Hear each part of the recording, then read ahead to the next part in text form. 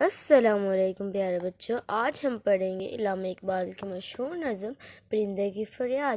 آتا ہے یاد مجھ کو گزرا ہوا زمان، وہ باغ کی بہاریں وہ سب کا چہچہانا۔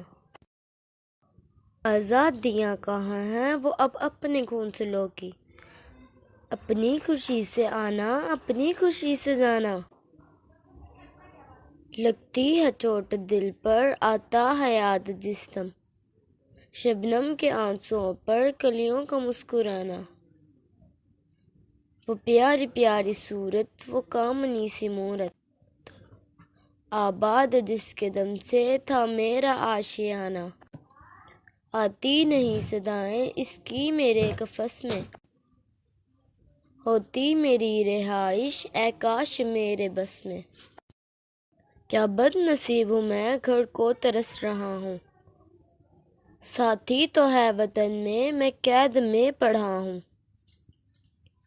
آئی بہار کلیاں پھولوں کی ہنس رہی ہیں، میں اس اندھیرے گھر میں قسمت کو رو رہا ہوں۔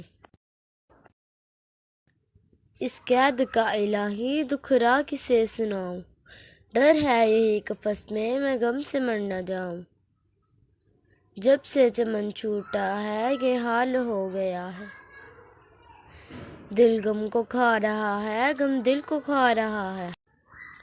گانا اسے سمجھ کر خوش ہو نہ سننے والے، دکھے ہوئے دلوں کی فریاد یہ صدا ہے۔ آزاد مجھ کو کر دے او قید کرنے، میں بے زباں ہوں قیدی تو چھوڑ کر دعا لے۔